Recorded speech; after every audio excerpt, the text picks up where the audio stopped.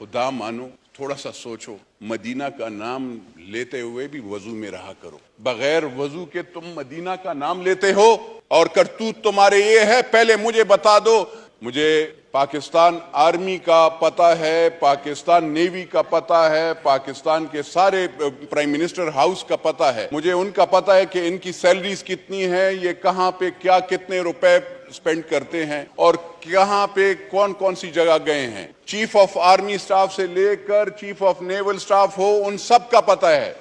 لیکن ایک ادارے کا اگر آڈٹ نہیں ہوتا تو وہ ہے سپریم کورٹ آف پاکستان کا سر۔ ان کو میں چیلنج کر کے کہتا ہوں کہ آئے میرا بھی ایسٹ دیکھیں، مجھے آپ بتائیں آپ نے 300 کنال کیسے بنایا۔ کوئی بینکر میں وہ بینک والی نہیں مانوں گا۔ میں سپریم کورٹ کے چیف جسٹس صاحب سے یہ عرض کرنا چاہتا ہوں کہ آپ کون سے قانون کے تحت آپ تنخواہیں اپنی بڑھا رہے ہیں، آپ کون سے قانون کے تحت آپ پلاٹس اور افسران کو بلا کر زبردستی پلاٹس دیتے ہیں۔ کیا میں اس ایوان سے پوچھنا چاہتا ہوں، اور میں نے آج بھی یہاں پہ سی ڈی اے اور وہ جو ان کو بلایا، میں نے کہا آپ مجھے بتائیں کہ کتنے پلاٹس ابھی ایم این ایز کو ملے، پرائم منسٹر کو ملے، فیڈرل منسٹرز کو ملے، اور کتنے پلاٹس ججز کو ملے اور لوگوں کو ملے، تاکہ پتہ چلے کہ کون ہیں جو مراعات یافتہ اور اسپیشل لوگ ہیں۔ یہاں پہ ملک غریب ہو رہا ہے اور یہ لوگ پلاٹوں کے پیچھے لڑائی لڑ رہے ہوتے ہیں۔ ایم این ایز کو تو مجھے پتا چلا کہ نہیں مل رہے، سینیٹرز کو بھی نہیں مل رہے، فیڈرل کیبنٹ کو بھی نہیں مل رہے، لیکن جب میں نے دیکھا تو دو ادارے ہیں وہاں پہ مل رہے ہیں۔ میں نے سر آڈیٹر جنرل آف پاکستان کو کہا کہ سر آپ وہاں پہ as a chairman public accounts committee, اور میرے ساتھ honourable members of public accounts committee جو کہ سارے پارٹیوں سے وہاں پہ بیٹھے ہو، تو انہوں نے کہا کہ ہم آڈٹ کروانا چاہتے ہیں، جو کہ پاکستان کی عوام اور پاکستان کی افواج نے اور یہاں پہ سیاسی لوگوں نے، انہوں نے وہ پیسے وہاں پہ اس ڈیم کے فنڈ میں جمع کیے، ان کا ہم آڈٹ کرنا چاہتے ہیں کہ بادشاہ ڈیم میں کتنے پیسے جمع ہوئے اور کتنے لگے۔ سر اس کو وہاں پہ اسٹیٹ بینک آف پاکستان کو کہا گیا کہ آپ نے آڈیٹر جنرل کو اکاؤنٹس نہیں دینے، آپ نے ان کے ساتھ کوئی چیز نہیں شیئر کرنی۔ مجھے بتائیں سر یہ کون سا جنگل کا قانون ہے کہ آپ اکاؤنٹیبلٹی سے ڈرتے ہیں؟ میں تو اکاؤنٹیبلٹی سے نہیں ڈرتا ہوں، ہم روزانہ اکاؤنٹیبلٹی، یہ کہتے ہیں الیکشن، میرا سر روزانہ اکاؤنٹیبلٹی ہوتا ہے، میڈیا میں ہوتا ہے، عوام میں الیکشن کے دن 5 سال الگ ہوتا ہے، میں حلقے میں جاتا ہوں تو میرا الگ اکاؤنٹیبلٹی ہوتی ہے، بیوروکریسی میں الگ ہوتی ہے، ایف آئی اے میں الگ ہوتی ہے، نیب میں الگ ہوتی ہے۔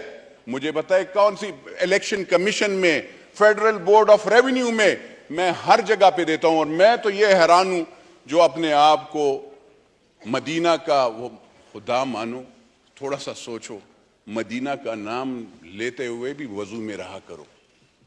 بغیر وضو کے تم مدینہ کا نام لیتے ہو اور کرتوت تمہارے یہ ہے۔ پہلے مجھے بتا دو، میں 2 مرتبہ میں بھی ایم این اے بنا ہوں، 1 مرتبہ 2008 سے 2013 پہ پاکستان پیپلز پارٹی کے ٹکٹ پہ بنا تھا، آج 2018 میں پھر بنا ہوں۔ 2013 میں بھی جو الیکشن میں نے ہارا تھا وہ میں سب کو پتا ہے کہ ہمیں کیسے خیبر پختونخوا میں کیسے پاکستان پیپلز پارٹی یا جے یو آئی یا اے این پی کو کس طریقے سے رولا گیا۔ ان کو کہا گیا تھا کہ ہم نے پیپلز پارٹی، اے این پی اور مولویوں کو نہیں لانا اس میں، اور ہم نے ان کو لانا ہے۔ کیا یہ ایکسیپٹنس کوئی کرے گا؟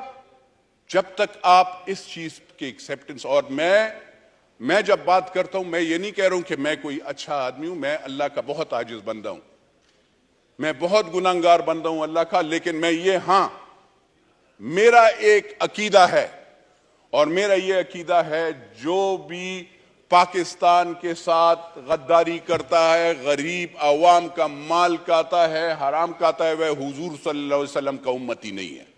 میرا یہ وہ ہے، اور میں یہ چیلنج کر کے جو وہاں پہ کبھی ٹوپی کبھی وہ جیکٹ کبھی کون سا، ان کو میں چیلنج کر کے کہتا ہوں کہ آئے میرا بھی ایسٹ دیکھیں. جب سے ایم این اے بنا ہوں، ایک مرتبہ ایم این اے بنا، زمینیں بیچی. ہم تو الیکشن کرنے کے لیے، مجھے آپ بتائیں آپ نے 300 کنال کیسے بنایا؟ کوئی بینکر میں وہ بینک والی نہیں مانوں گا. یہ کوئی عجیب کام ہے 300 کنال میں تو نہیں رہ سکتا ہوں یار، میرا تو 400-500 سال کا وہ ہے. یہاں پہ یہ سارے ماشاءاللہ جتنے بھی ہیں، اور ان صاحبان کے خرچے بلٹ پروف گاڑی کہاں سے پیدا کرتے ہیں، کیسے بناتے ہیں؟ بلٹ پروف گاڑی کا تو فرنٹ شیشہ بھی 5-6 لاکھ 8 لاکھ روپے کا ہوتا ہے. تو وہ جہاں جس کی بھی وہ، لیکن بات یہ ہے، ان سے میں خالی یہ پوچھنا چاہتا ہوں، مجھے یہ بتائیں کہ آپ کا زمان پارک میں نیا گھر کس نے بنایا؟ تھوڑی سی نیشنل اکاؤنٹیبلٹی بیورو سے بھی میرا وہ ہے. آپ کہتے ہیں چوری، خدا مانے چوری میں نے دی ہے چوریاں. میں پرائم منسٹر صاحب سے اس پہ گلہ بھی کرتا ہوں کہ آپ کے کم از کم you are the chief executive of this country and وہ سپریم کورٹ کے چیف جسٹس سے تو اب میرا گلہ ہے نہیں، کیونکہ جتنے کرپشن کے کیسز میں پکڑتا ہوں، میں بیچتا ہوں، وہاں پہ ان کو سٹے آرڈر وہ یہ دے دیتے ہیں. میں تو ایز اے پارلیمنٹیرین جس کو لوگ گالیاں دیتے ہیں، ہم چوری کے کیسز پکڑتے ہیں، ہم نے پکڑے ہیں اور ہم دیتے ہیں، اور سٹے آرڈرز وہاں سے ان کو دے. ہم کوئی جعلی کاغذات پہ زمینیں وہ نہیں کرتے.